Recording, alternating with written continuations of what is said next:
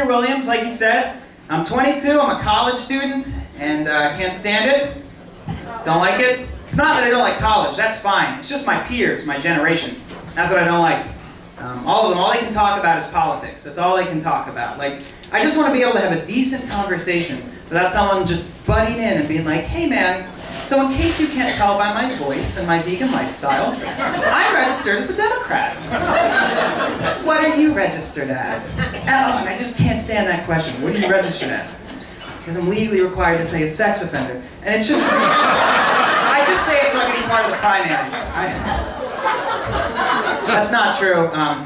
Not a sex offender. I mean, come on, I said I was in college, not a fraternity, so, you know, we all know how that goes.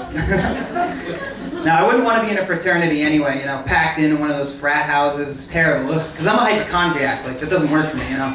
I'm self-diagnosed, of course. And the dorms are bad enough. It's like a potluck of disease. It's terrible. I can't do it. But the worst part about being a hypochondriac is that there are just so many ads for medication. There's so many. Like, I'm just trying to watch TV, and an ad comes on, and the guy goes, do you experience sharp stabbing pain behind your eyes? I'm just sitting there eating popcorn like, well, now that you mention it, yes, I do. And he goes, and are you taking any prescription medication? And I was like, oh, so many! So many! And then it takes like a weird turn, and he goes, and do you experience menopause hot flashes? And I was like, okay. Okay, it's like he's in the room. Because you have to understand, I'm a millennial hypochondriac, so my symptoms don't see gender. So, you know, right? I think the disease I've always been most worried about getting are STDs, any type of STD. Find that fun? I certainly don't. I've been so worried about it that ever since I was a kid, just terrified, that I was so worried that I asked my parents to give me the birds and the bees talk. That's weird. Like, no kid should ask their parents to do that, because it's one of the most uncomfortable exchanges between a parent and a child.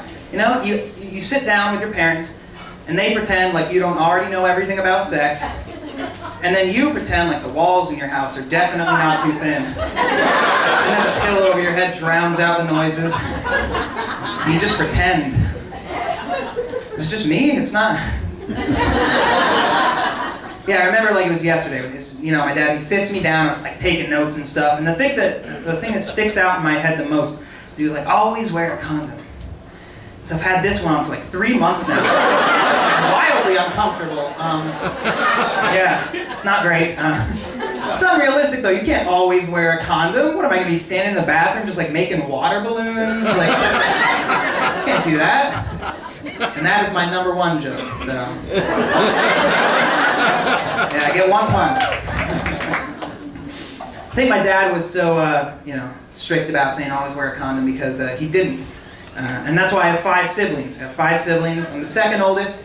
My older brother is obnoxious because he's a hipster who loves craft beer, and that is just the worst. Is there anyone in here like that? Anyone love craft beer in here?